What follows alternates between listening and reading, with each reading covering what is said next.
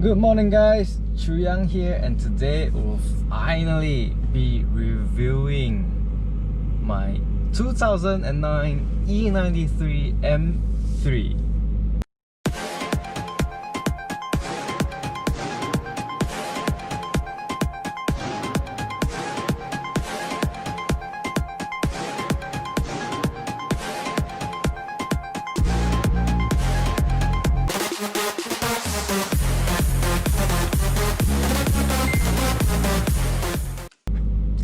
I've had this car for a while now, I think a month.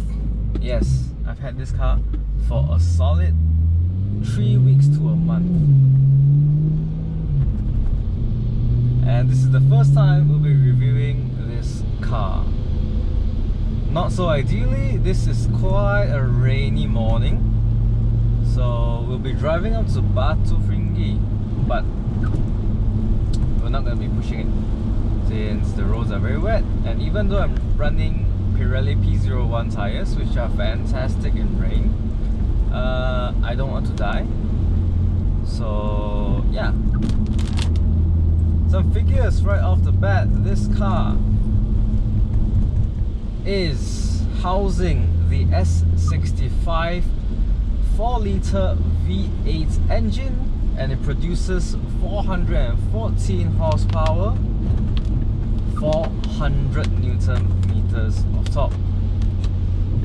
The crazy thing about this car is that, of course, it's naturally aspirated, so you can hear the gorgeous, beautiful sound made from the exhaust at the back and the engine noise, and it's just glorious. But other than that, it revs to 8,300, 400 red line. That's absolutely gorgeous.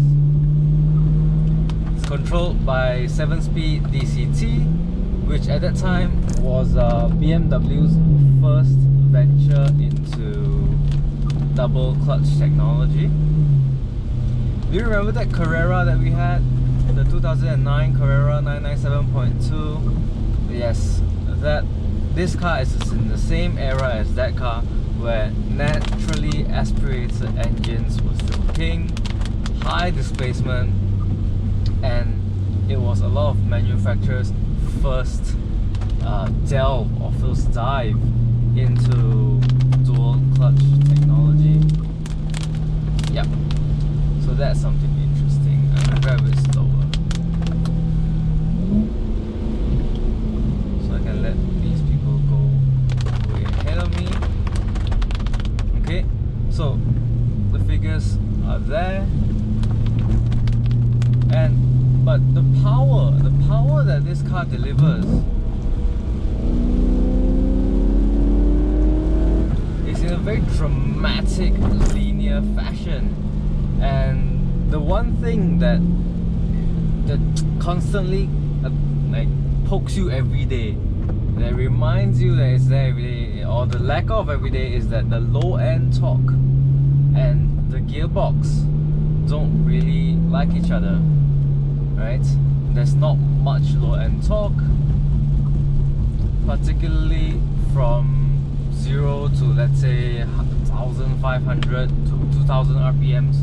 There's not much torque there at all, and paired with a little bit of a clunky DCT without manual shifting with the pedal shifters, it gets a little bit hard.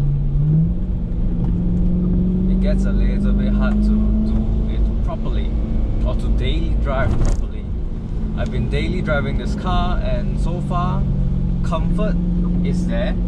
The seats are very well bolstered,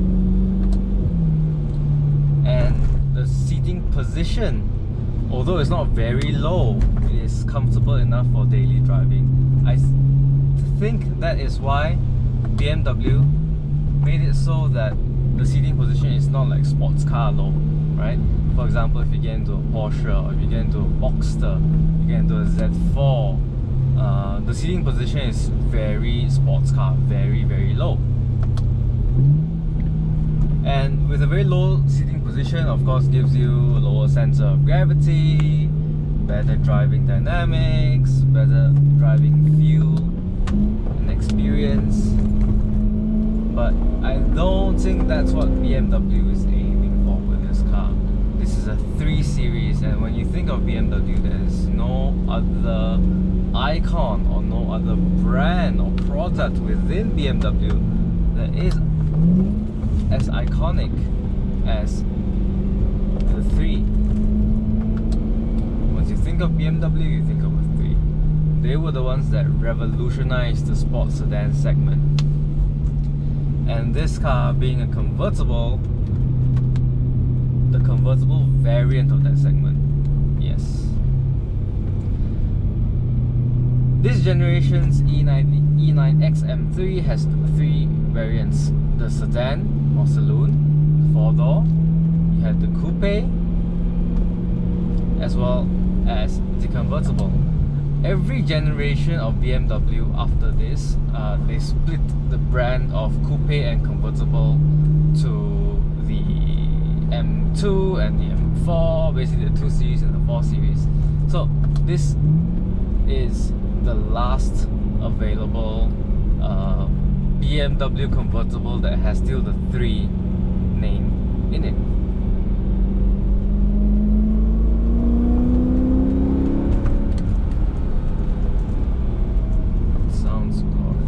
Sound is amazing. Sound is amazing. Speaking of which, let's talk about the convertible, right?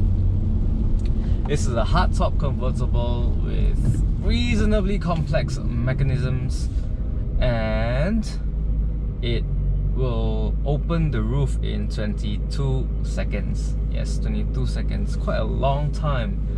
And it will close the roof in the same amount of time, roughly. Okay, it is not a very fast and easy operation. For example, if you want to do it at a traffic stop, you know, if it just turned red, then you might be able to do it there. Otherwise, since you're not able to drive this while operating the convertible roof, I recommend just stopping kindly at the side of the road or at a fresh red light to be able to complete the roof operation. And being an old hardtop convertible, right, you get a lot of that complaints, the traditional complaints that people complain about in their convertible. Sometimes torsional rigidity is not really there, and you can really feel it with this car, especially since the absorbers are around 10-11 years old. Yes, the convertible roof is a hardtop. Okay, so being a hardtop, it has more mechanical mechanisms inside the roof operation, right, that help the roof fold and fold together in this 3-layer thing, and then close together at the back. So that is a little bit more complicated. It takes a little bit more time, and there's a lot more moving parts. You can feel this especially if you're cornering at a little bit of a higher speed. You feel it with the G-force. You feel a kind of like slight creaking. Yes, but so far no difficulties with the convertible roof. Operates just fine. Nothing that annoyed me so far. It operates perfectly fine.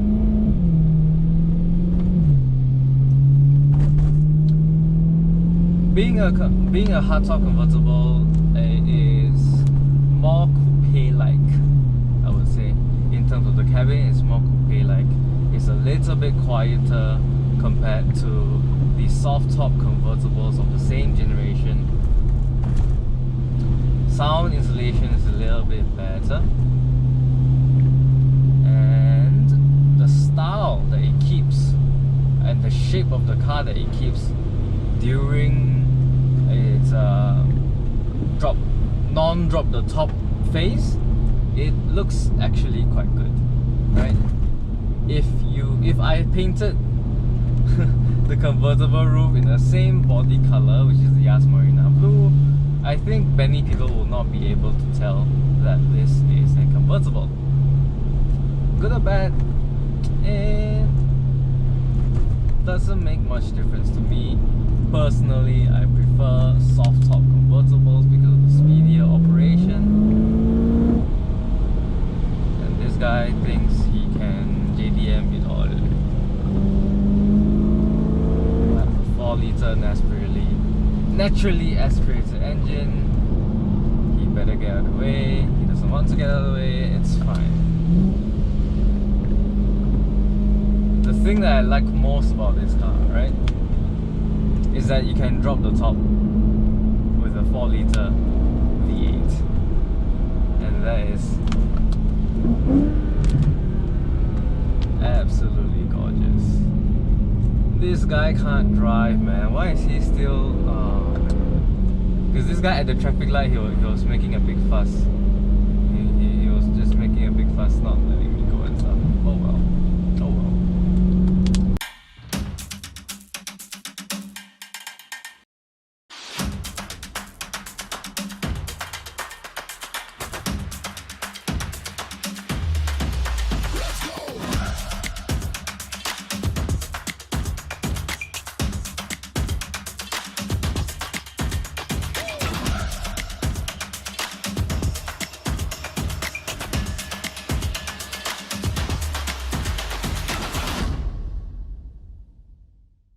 This car is a lot of fun.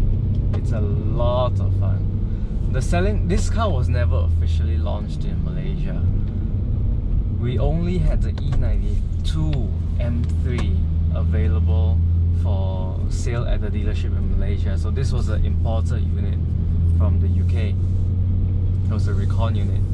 And based on the E92 M3 Coupe price, E92 M3 Coupe sold for high 600s, right? At that time, 10 years ago, it was a high price tag. And you can only expect or estimate that the convertible variant will be more expensive, as most convertible variants of cars are. Right? It's just more expensive. It's just harder to make a convertible because you need to add a roof mechanism, because you need to add more rigidity in the chassis itself so that it can accommodate for, you know, having no roof at times. Yeah. So it does cost the manufacturer more, and in turn cost you more. I picked this car up for a little bit cheaper than market price. The market price for this car would be jumping around, I think, 140k to 150k, depending on the year of manufacture, depending on the mileage, etc. When I picked this car up, it was around 97k mileage. Yes, it was around 97k mileage. Yeah. Undergoing a restoration process of around 3 months, and here we are. The car is in very drivable shape, and so far, other than it exiting the workshop for one steering rack oil liquid leak, no issues at all in terms of the driving, right? The DCT is a little bit clunky. Sometimes it sounds a little bit fishy because of the occasional there's an occasional sound like that, especially if you put it into reverse gear and start to reverse. There's some click inside, and we haven't been able to find out what that was. Upon inspection, there was nothing detrimental, and yeah, that's about it. In terms of the driving feel is fantastic. It is absolutely fantastic.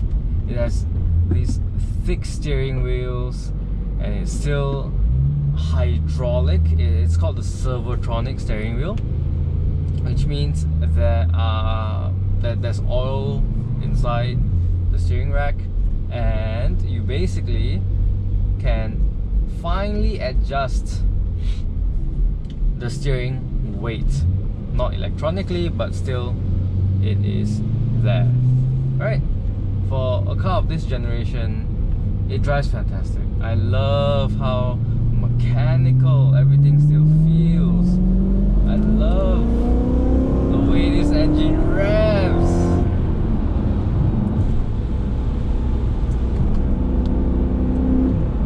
Everything just has a touch of mechanical going into modern, and that was what impressed me a lot about the 997.2 Carrera. Right?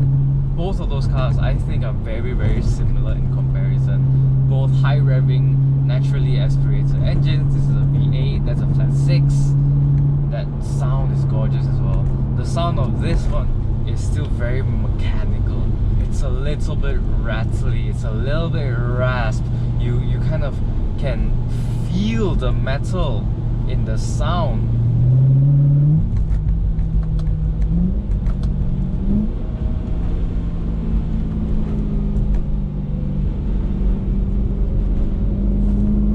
And you can just throw this car around corners and give you so much fun. There'll be a little bit of tail slip of the wetness, but perfectly fine. Perfectly fine. I'm now driving in the MDM mode, which is the M dynamic mode.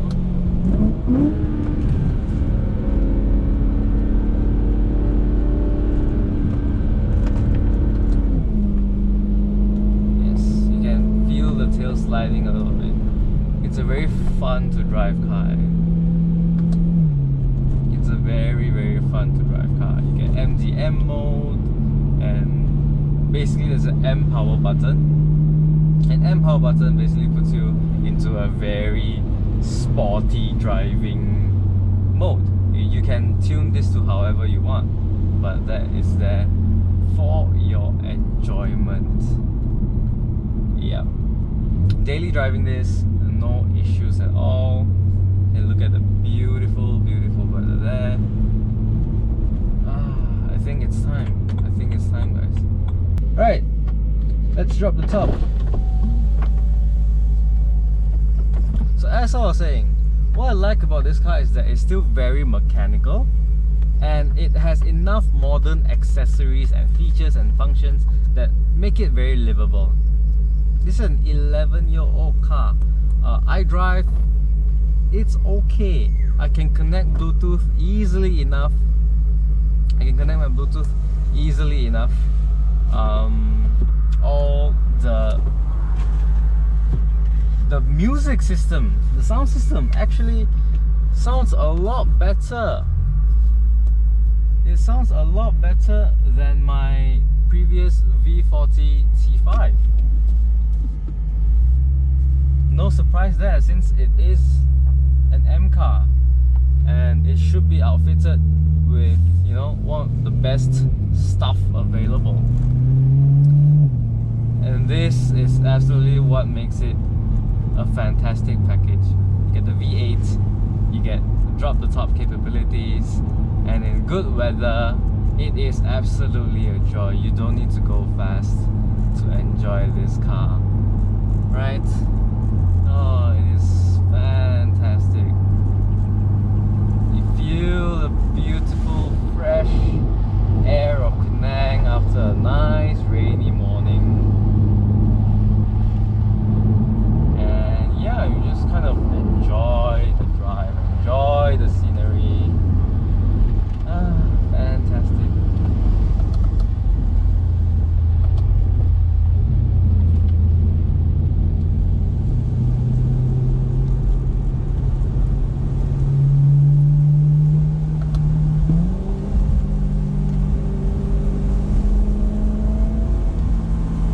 And with this DCT, right, you can, what I do is that because it's so clunky and there's no auto blipping feature as to my knowledge, so I kind of have to rev match and learn how to rev match.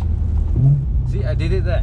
And learn how to rev match in an automatic car, which sounds very strange, but then again, you rev match to have a smoother gear shift. You rev match to have a smoother ride, and of course protect your gearbox from the hard thump of dragging the gears or dragging the revs. And yeah, this is what I learned. This car is very special to me because it's the first car that I bought for myself with my own money, with nothing, no financial help from my parents or the company or anything. And it's a car that I fully own. And it's taught me a lot. It's taught me so much about mechanicals, about how to repair a car, about what components of a car are most likely to be broken, or how to repair, how to save costs in repairing and still get very good results.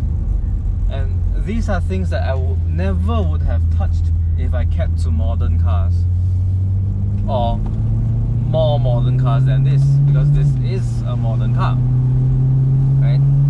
It taught me how to scour forums, it taught me how to find alternative solutions to existing problems. It taught me what you need to take care of for each car. It's different for each car, it's different for each generation, and it's taught me to love driving. I love this car, and even though it has a lot of its quirks, a lot of things that make you feel that, oh man, the age of this car really is a nuisance in this day and age. But everything seems to disappear when you drop the top, you rev match with the power mode, throttle on, it's in MDM mode, you get suspension management as well in this car. It's called the EDC, and there's just a lot of features and a lot you can do with this car. It's wow, having an M3 as a daily driver is crazy. And yeah, on the road, right, people in general treat BMW drivers differently. I used to drive like an ass in my V40, like an absolute ass in my V40, and people wouldn't give a shit.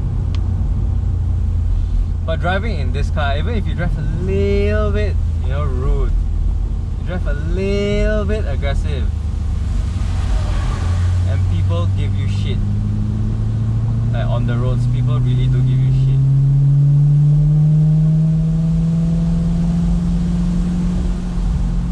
Yep. People treat you differently.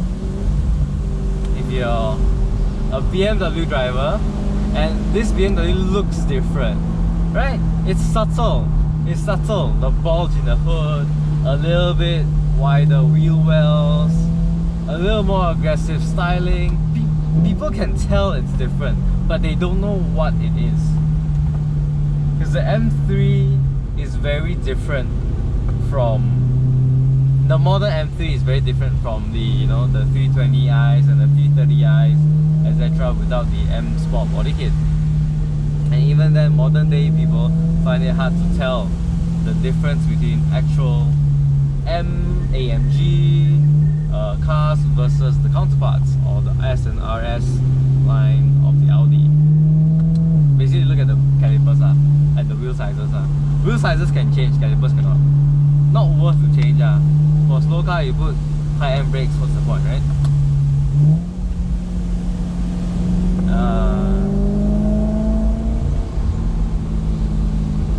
This car doesn't do so well on twisties. No, it does not. It does not do well on twisty roads at all. At all. Because it's a rear-wheel drive setup. There's a heavy,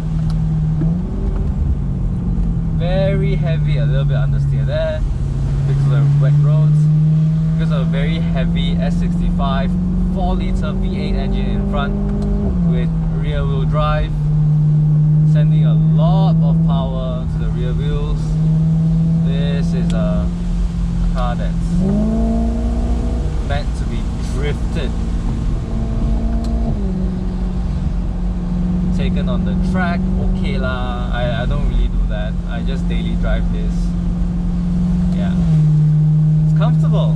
I love it. It's comfortable, it's loud, the sound insulation is just right when the roof is on, but off, it is a completely different driving experience. Yep. You see what I'm talking about? It's absolutely fantastic. Oh. If your goal was to track a 4-litre V8 M3, go for the coupe. If your goal is to enjoy driving, is to enjoy a high displacement engine in all of its glory, in all of its nice oral enjoyment, the sound, the orchestra of exhaust notes behind or in front of the car, you should be getting an E93 M3 or high displacement engines that can drop the top. That's what you should be looking for if you don't track your car. And let's face it, not many of us in Malaysia track our cars. It's expensive. There's basically only official track in Sabang, basically, right? And if you don't plan to trailer your car down to KL every month, join Sabang, trailer it back or drive it back to wherever you live, get the convertible. You enjoy your car a lot more. You'll enjoy learning the exhaust sounds of your car. You'll enjoy learning how to drive it. You'll enjoy learning what roads where make the biggest, make you smile the most. Yes, you enjoy it way more than a coupe, I guarantee you, especially on mornings like this where it started to rain the night before. You know this morning is gonna be fantastic for a nice chill drive.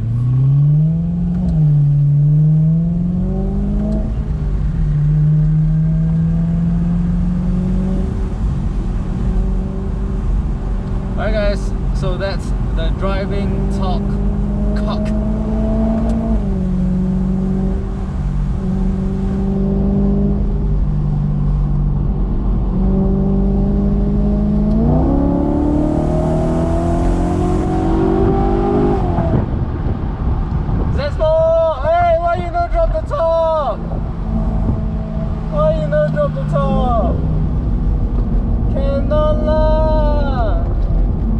So beautiful, how can you not drop the top?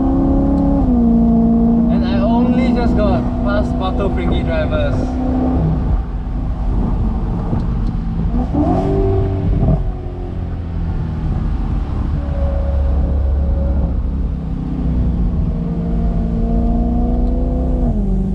The rest of this video will be attributed to my exhaust. Alright, thank you guys for watching. Do remember to like, share and subscribe. I hope to see you all soon. I hope to drive with you all soon. And yes, it just puts a smile on your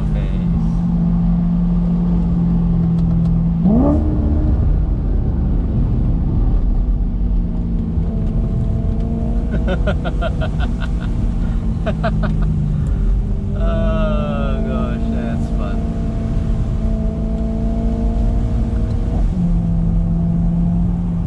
I forgot to mention a few things In this car, you can really let people know when you're dissatisfied with their driving. Loud exhaust, the V8, M performance exhaust. Step on the throttle, overtake, and let them know that you're very, very dissatisfied with their driving. Right? That's if they drive slow. If they drive fast, you can just say, I need to save fuel. Gas mileage is not very good in this car. My current mileage is averaging 14.7 liters per 100 kilometers. That's pretty okay for a naturally aspirated 4 liter V8, right? And other than that, there is a throttle response button or drive logic. That's what BMW calls it. It's basically a meter, and you can set levels to this, level 1 all the way to level 5, and unlocking some random secret level 6 to do launch control. I don't know what BMW is doing with their launch controller. I have driven this car for a month. I've never touched launch control. It is too confusing. It feels like I have to do like you know all those PS2 games with GTA or any other game, and then you have to input a sequence of up, down, down, left, right, R1, L1, shit like that to unlock a secret stage. That feels like this in this car, right? Activating launch control feels like this. You have to do all that random puzzle thing and then put it in your car, right? So yeah, I haven't played with that at all. But with the M power button, you can basically set drive logic to 4 or 5 or however you want the drive logic to be.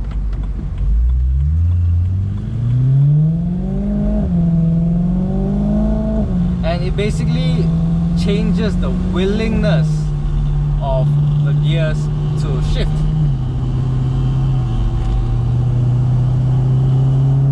Very high drive logic levels means that it is very unwilling to shift. It stays in a certain gear longer, and this is best for sporty, aggressive driving,